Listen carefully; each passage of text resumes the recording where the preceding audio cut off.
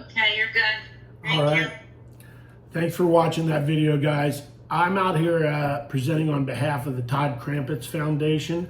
It's a nonprofit. It's been in existence for the better part of 2 decades.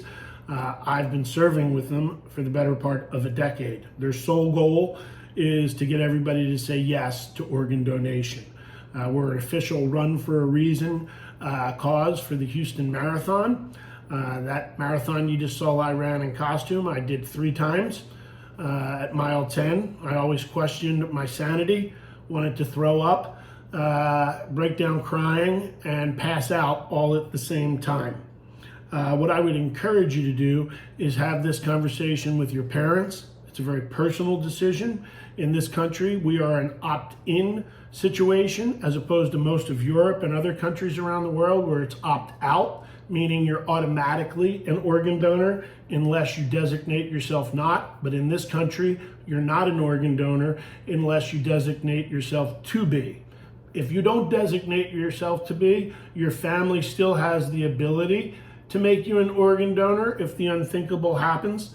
However, if you designate yourself as one, it takes that burden out of their hands if the unthinkable happens when they are grief-stricken with a tragedy that had no runway. Most organ donors pass from gunshot wounds or car accidents, so it's not like the family has time to prepare. It has been a passion of my life to share my dad's story that saved his life. He's 11 years post-transplant, and he's still kicking. He just celebrated his 77th birthday and never would have got to meet his second set of twin grandchildren if without it. One of the most shameful moments of my life was when he was getting his transplant. I was in the atrium of Methodist Hospital and saw a table that said life gift. I approached and said, "What is life gift?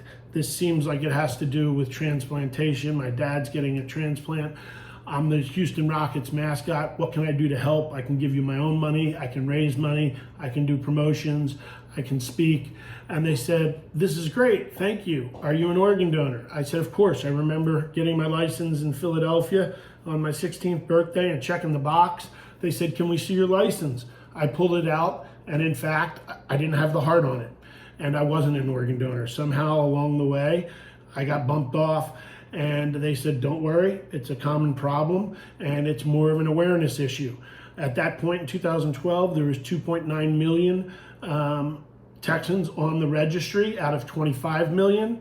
Today, I believe we have over 15 million, so over half of Texans are on that registry. And I would encourage you to talk to your parents about it. It's a very personal choice, and just speak to them about it. The 2 things I'll leave you with, and then I'll take questions, is first, don't let anybody put limitations on your success. You determine how far you're gonna go. Just like that guy told me I was never gonna make more than 40 grand, and then I ended up making $250,000 plus. I believed in myself and went hard. And 2, please don't take your organs to heaven. Heaven knows we need them here. With that, oh, one other thing. These bands on my wrist, I live it every day. I wear usually 5 of them, and they're all the same color. They're Donate Life bands. And hopefully by the end of the day, I've had enough elevator speech conversations, so I'm left with just the tattoo that rests beneath them. I've given out over 5,000 of these in the last 11 years telling my dad's story. The absolute best thing that I got to do in my career involved my father.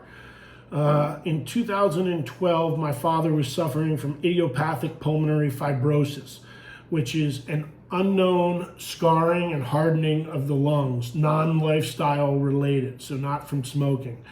And what that means is there's no known cause and no known cure. Some people get it diagnosed and pass away within 6 months. Some people are diagnosed and live with it for 20 years.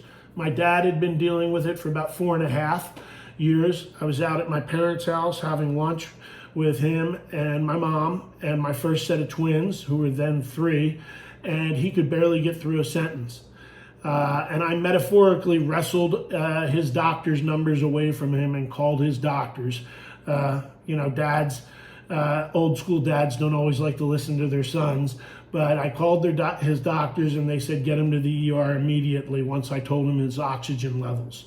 I canceled my 8-day trip, got to the ER. The doctor told me within a half hour, your dad has about 12 weeks to live if he doesn't get an lung transplant.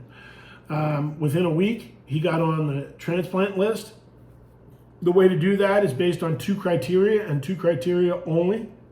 One, how dire is your need for that lung or any organ, meaning, are you going to pass immediately without it?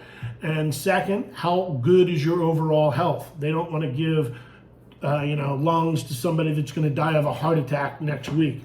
My dad qualified, and a week after that, on Valentine's Day night, 2012, he got his second chance at life and got a double lung transplant from a tragedy of a young man named Ian Heidemann in the Dallas-Fort Worth area who was 22 years old, who died in a car crash.